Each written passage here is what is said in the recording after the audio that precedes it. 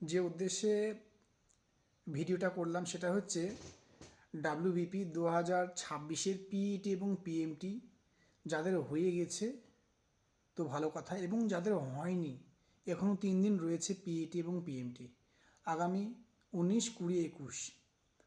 তো কোন সময়ে, ঠিক কোন সময়ে তোমরা লাইনে দাঁড়ালে তোমরা ভালোভাবে পাস করতে পারবে, অর্থাৎ পাসের হার কোন সময় সবচেয়ে বেশি হচ্ছে, সেই উদ্দেশ্যে আজকে ভিডিওটা বানিয়েছি। তোমরা জানো যে মোট 5টা গ্রাউন্ডে মাঠ হচ্ছে: বহরমপুর, মেদিনীপুর, দুর্গাপুর, ব্যারাকপুর এবং অম্বিকানগর। এই 5টা গ্রাউন্ডে মাঠ হচ্ছে। এই 5টা গ্রাউন্ডের মধ্যে সবচেয়ে খারাপ যে গ্রাউন্ডটা, অর্থাৎ যেখানে পাসের হার সবচেয়ে লো, সবচেয়ে কম, সেটা হচ্ছে অম্বিকানগর।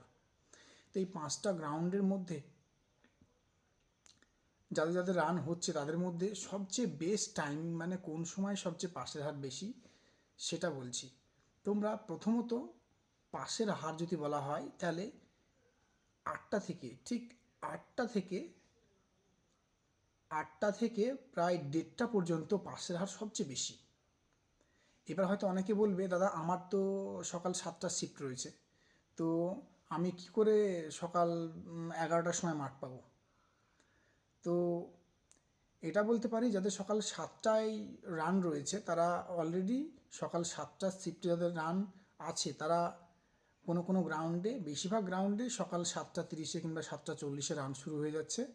তো তোমাদের উদ্দেশ্যে একটা কথাই বলবো, তোমরা একটু লেট করে যাওয়ার চেষ্টা করবে। যারা রানে অ্যাভারেজ রানার রয়েছে, আমি তাদের ক্ষেত্রে বলছি, যারা রানার যথেষ্ট ভালো, রানে যথেষ্ট স্ট্রং রয়েছে, তারা তো যে কোনো সময় গেলে তোমরা পাস করবে। আমি বলছি যারা অ্যাভারেজ রানার, যাদের হয়তো 1600 মিটার মারতে 6 মিনিট 40 সেকেন্ড কিংবা 6 মিনিট 35 সেকেন্ড কিংবা 6 মিনিট 45 সেকেন্ড লেগে যাচ্ছে, তাদের ক্ষেত্রে তোমরা একটু লেট করে যাবে।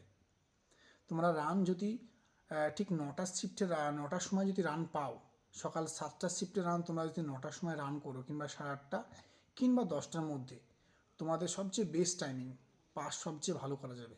ওই টাইমে পাসের হার সবচেয়ে বেশি, 9টা থেকে 10টা 11টার মধ্যে।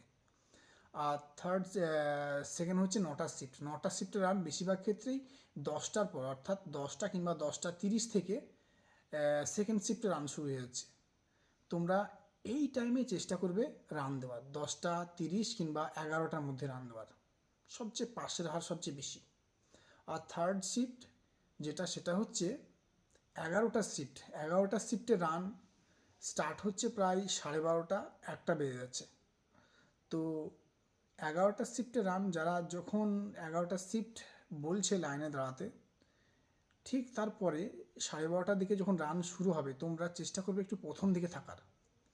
আবারও বলছি, তোমরা যারা অ্যাভারেজ রানার, আমি তাদের ক্ষেত্রে এই কথা বলছি, যাদের কাটায় কাটায় টাইমিং হচ্ছে, কিংবা যেটা টাইমিং 6 মিনিট 30 সেকেন্ড লাগার কথা তার থেকে হয়তো 10 সেকেন্ড বেশি লেগে যাচ্ছে, তাদের ক্ষেত্রে এই কথাই বলছি।